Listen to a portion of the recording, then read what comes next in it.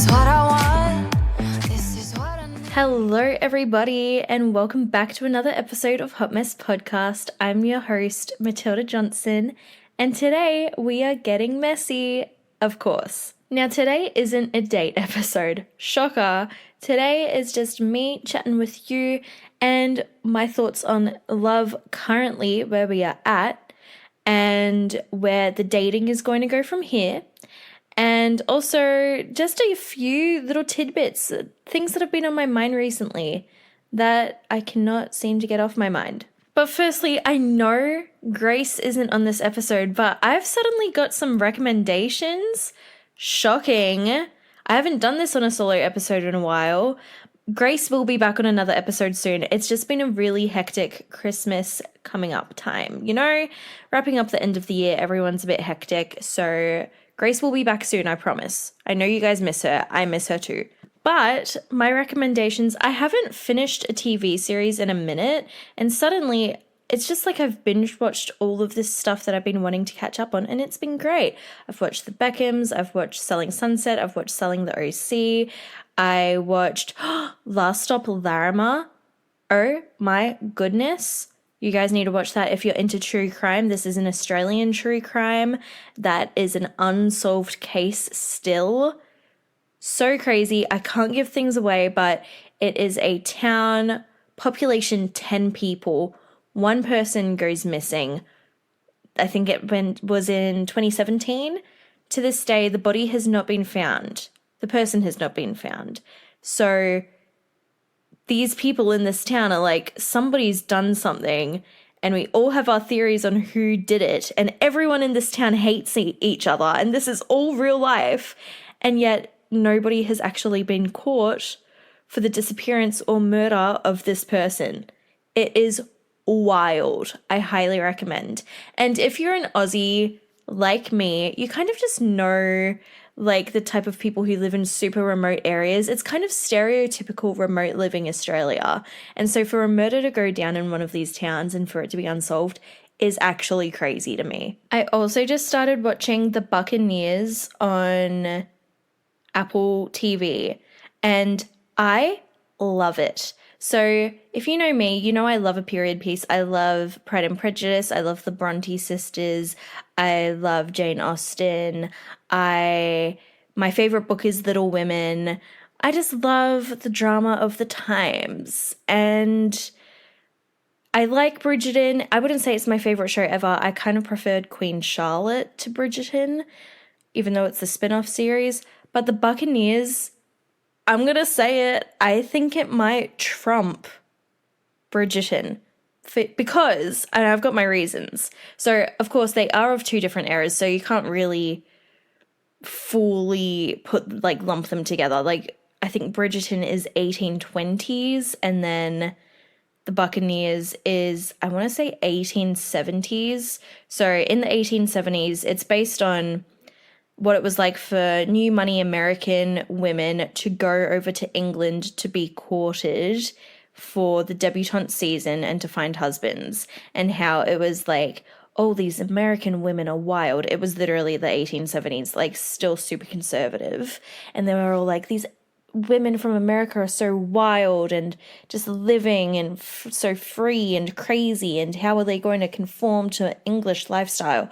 Anyway, so that's kind of what it's based off. And I think the reason I like this show so much is because obviously it's still about romance and there's still drama, but it's also very much like, let's not romanticize what this time in history was like for women. You know, like these women, yeah, they're free and they're having fun, but they're having fun in like situations where they were not meant to be having fun, or like society wasn't saying, yes, women can live freely and happily and do all these things. Like they are actively being pushed down and being told, no, you're a wife, you're a caregiver, this is what you do. And it's like the American women came to England and were really just saying, but we're so much more than that, which, you know, like slay. I don't often have good things to say about America, but if this is based on real life, then thank you, thank you. And I just find it really funny as well, you know, how people are always like, if you were born in a different decade, when do you think you would be born? Honestly, watching this show and some other shows I've watched recently, I am so glad to be a 90s baby and to be raised in the decade that I've been raised in. Was it the best at all times? No, but I'm so glad that I can speak freely and have a job and also like talk back to men if they're being rude or manipulative or disrespectful towards me, because these women just had to be silent. And I was messaging my friend who's watching it at the same time, and I was like, oh my gosh, if I was confronted with somebody's behavior like these women are in this show, I would be raging. You know what? I would probably be burnt at the stake if I were living in these times. People would accuse me of being a witch, and I'd be like, you know what? Maybe I am. Maybe I am. Because, you know, like, I can't even imagine living in that decade. You think about it and it's like, I can't even picture, like, and also knowing me because I'm a pathological people pleaser, I probably would have tried to conform to the times, but my goodness, it would have been bloody difficult. And like, not being able to say anything and like speak your mind or have your own opinion. I can't even think about it. It's awful. But other than the realism of the show, it's also just like fun. And it has modern music, if that helps. Like in the very first episode, they play Nothing New by Taylor Swift and Phoebe Bridgers. And I was like, you know what? I get around this. And it's in a scene where it's like, no, I can't give it away. You just have to watch it. And it's one for everyone. Men, women, maybe not children. Not children. Men and women. Everyone go watch it, please. And write back to me. I want to talk about it with somebody. Not enough people are watching it right now who I know. But also there's this one scene, and I wrote down a quote from the scene because it led me to another thought process I've been having this week. So there's this one scene where somebody says, there are women and there are wives. And that, I like gasped when I heard that line. Audibly. Because in my mind, I'm like, the fact that women, when they talk about it in that sense, are playthings, are fun, can do whatever they want, and then there's wives. And it kind of goes back to what Grace and I discussed at the very, very start of this season about how when you meet men or when you start dating, they often lump you into 3 different categories. And I feel like this was just a very more like traditional and more uptight way of describing that, and how you can have women who you want to play with and have a good time with, but you're not going to marry those women. You're going to marry the women who you see as a wife. And I was watching it and I was like, oh, if this is not this could be my Roman Empire. This could be what I've been thinking about all year. And I also think it's what so many of my date episodes come back to, is that I feel like you can be both. Obviously you can be both. But also, I think I've said it, if I've said it once, I've said it 1,000 times. I think I'm more often seen as a woman than I am seen as a wife. And it's not only by people who I date, it's also by even friends and family and stuff. Like I know I joke about I'm not really a maternal person and I can't see myself having kids anytime soon.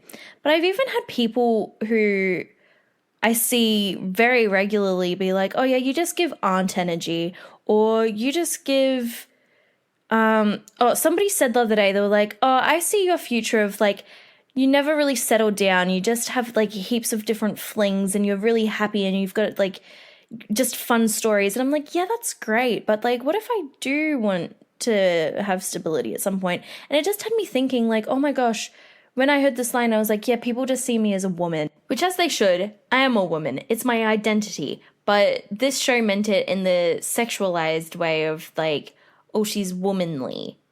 You know, she's sexy.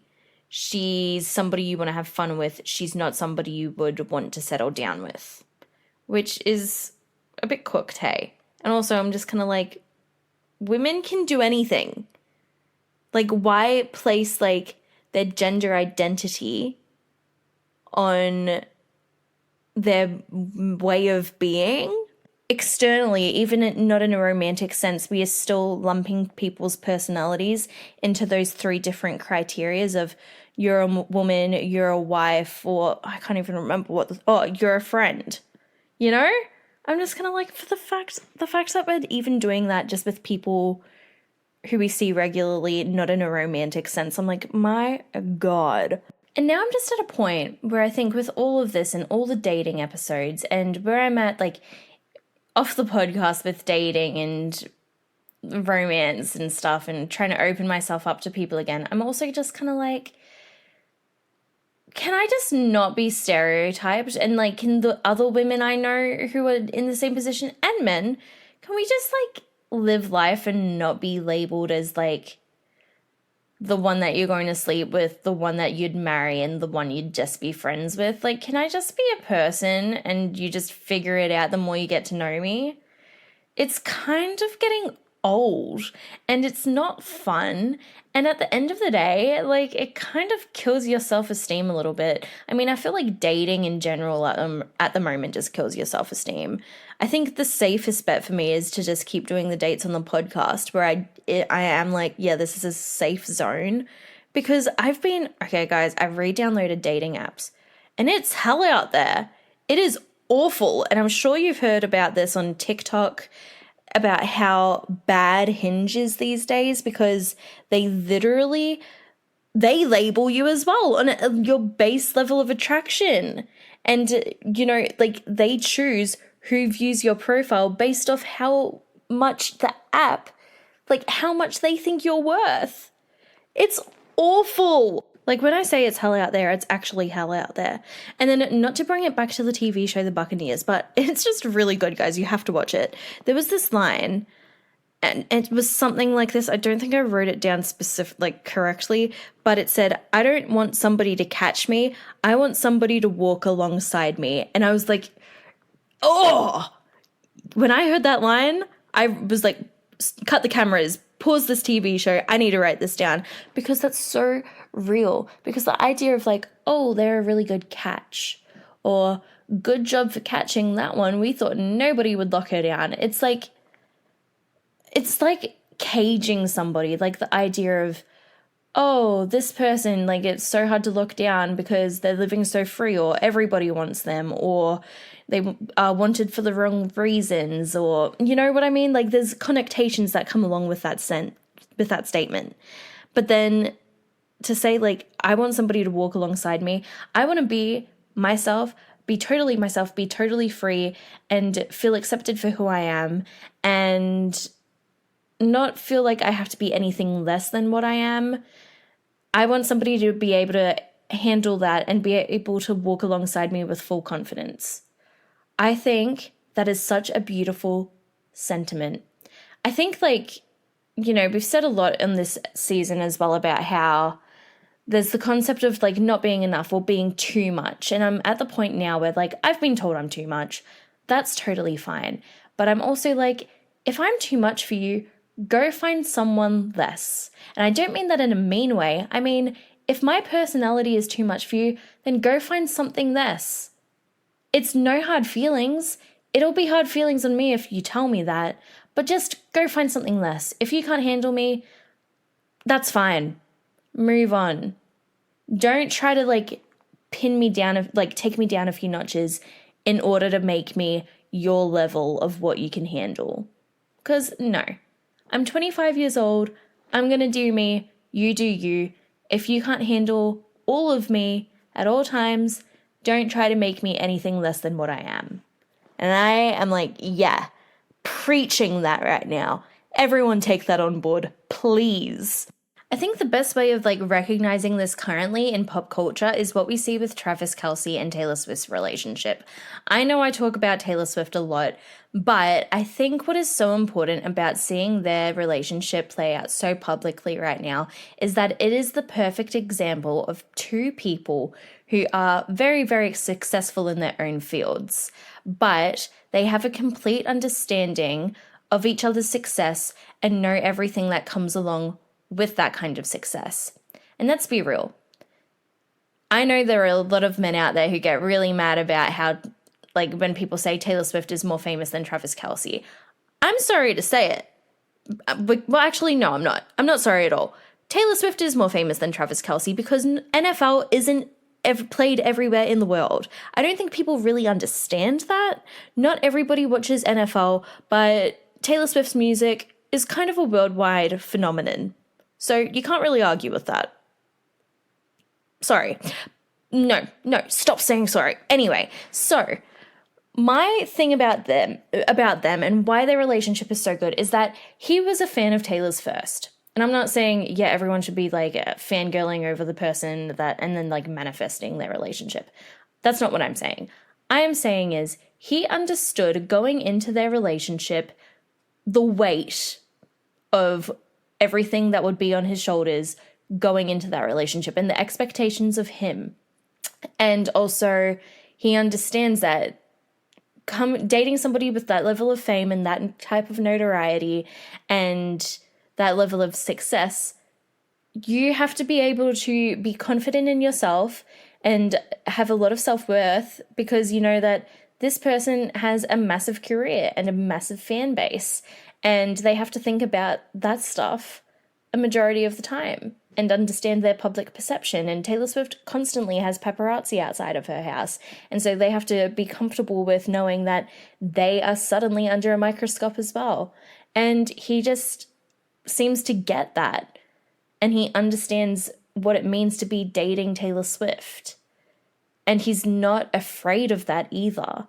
And I think that is a really good example of somebody being really comfortable in their masculinity in a way that it is not toxic and it is more so just kind of like a caregiver. And he's also protective of her, but not in a way where it's like controlling. He wants her to continue to live her life and live with her success, but he is wanting to still cheer her on, but he wants to be an active member of her life. And I think that's what it means to walk alongside somebody, is to be like, I want to see you at your best. I want you to be successful. I want you to do all of the things you were doing before we met, but I just want to be there with you to cheer you on at the same time. And he can go off and do his own thing and win football games and still be a massive athletic star, and she'll be there cheering him on as well. It's about balance at the end of the day. So that, all in all, was just a very long-winded way of saying dating apps currently really suck. Dating in general, not vibing. Really, I'm not vibing. And I want somebody to just see me as an equal. That's, oh my God, if this is the standard, if this is the standard, then the bar it's low. I actually have a really funny story, and I wasn't sure whether or not I would share this on the podcast, but it kind of just works for this. So the reason I downloaded Tinder again, I'm not even joking, it is purely so the people who follow the Hot Mess Instagram could use the new matchmaker new thing where they can swipe for you. And a few people did that. It was great. Somebody, I don't know who, somebody matched with this guy who, I'm not sure if you guys would remember how I went on my first ever dating app date this year with somebody from Hinge. And somebody swiped on the same guy, but on Tinder. And I was like, oh, lol. And so as a joke, I did message him and I was just like, haha, not again, lol.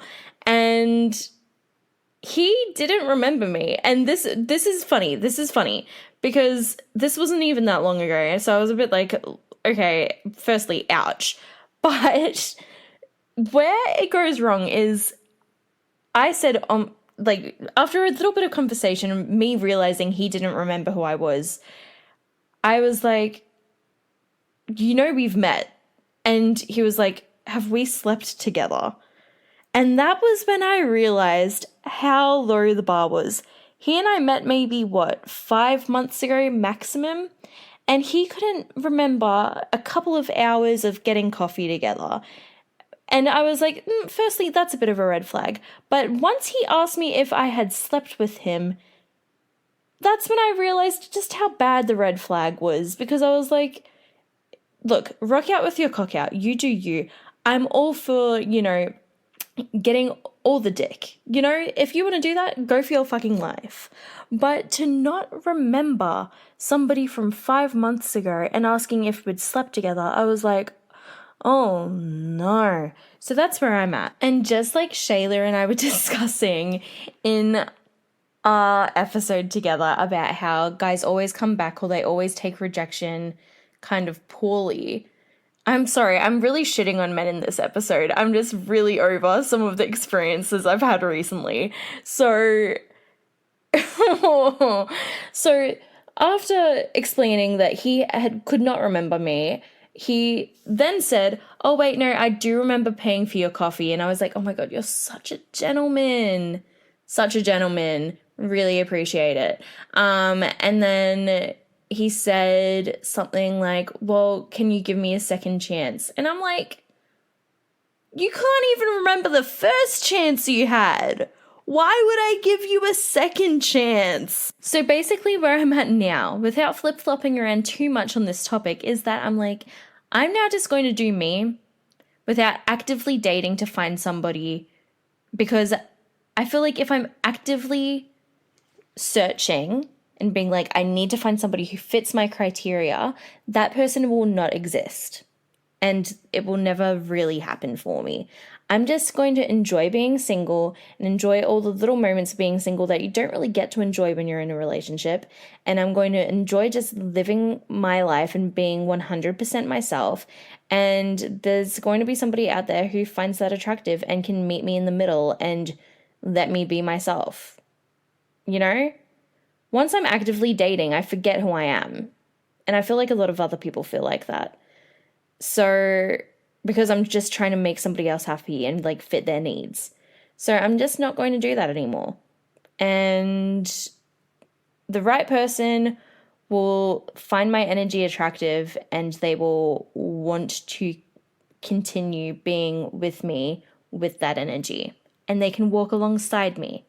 They're not going to catch me. I'm not going to be caught.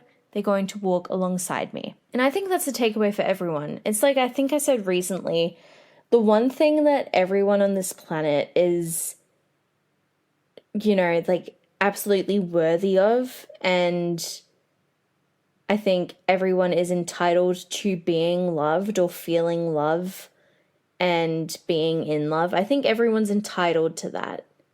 I think that's the one thing everyone deserves. And I think if everyone was made to be loved by somebody, there is a point where we have to allow ourselves to be loved by somebody. But I think that allowance also only comes with 100% loving yourself and 100% being yourself. So for all my single listeners who have made it this far through the episode, I think what we all need to start doing as a collective, because dating is hell out there, and I've heard it not just from my own experience. I've had so many people message me recently being like, dating apps are awful. It's like the only way we can meet people these days. I'm not having a good time. I think the best thing for us to do right now is to really cherish the moments of being single that you just don't get in a relationship. We can do whatever we want to do after work or on weekends. We can make our own plans and not feel obliged to work somebody else, unless, of course, we're like meeting up with friends and stuff like that. We don't feel obliged to think, oh, how am I going to schedule my life around somebody else? Do everything you want for yourself at this moment in time. And I think that also includes, like, you need to cherish the fact that you can watch whatever TV show you want to watch or whatever movie you want to watch. You don't have to negotiate that. You can eat whatever you want to be eating without feeling judged or thinking, oh, I can't cook that because somebody else doesn't like that. Eat the things you want to be eating. Watch the things you want to be watching. Dress the way you want to be dressing. And I don't mean that in a, like, dress, like, to attract a certain somebody to you. I'm not saying dress like, you know, I'm saying dress in a way that you feel good for yourself. And do it for you. It doesn't matter what you look like. If you feel confident and comfortable, do it for yourself. And I think that's one thing that in this whole world of dating is that we forget that we're doing this for ourselves and we're only doing this to add to our own happiness. And so we need to look at that with every aspect in our life. And you can say that with friendships, you can say that with like work. You need to take a moment to think, is this serving me a good purpose? Am I feeling happy in this moment? Does this bring me joy? What am I doing to give myself some confidence right now? And if the things you're doing aren't bringing you joy and aren't making you happy, then you need to reevaluate why that is and think, is this really worth my while then if I'm living this life and not feeling fulfilled and happy because of this reason? And that goes for people too, especially in dating. It's like, if this person isn't making me feel happy and isn't making me feel filled, why am I still spending time with them? You know, you should only be with somebody who only adds goodness to your life. And, you know, they can challenge you. They can challenge the way you think. And no relationship is perfect. Everyone argues and bickers, and that's a part of normal life. But if they're not adding to you as an individual in a way that makes you happy and feel fulfilled and isn't cheering you on and doesn't want to see you succeed, I'm telling you now, I don't want to be that person that's like, dump them. But seriously, have a think about it, because you don't want to be stuck like 20 years down the track thinking, I've been unhappy for the last 20 years, or dulling myself to be with somebody who doesn't want to see me at my best. You know what I mean? Don't waste your time on somebody who doesn't want to see you shine. But anyway, that was a very quick episode. That's just where I'm at mentally. I thought you guys would have a bit of a laugh about some of the stuff going on. We went off on a few tangents there. But I hope you guys are alright. Yeah, anyway, follow me on Instagram and on TikTok at hotmess_podcast for more of a mess, which is me. And clearly my dating life. Anyway, you guys have a fabulous week. We'll see you again next week. Love yous.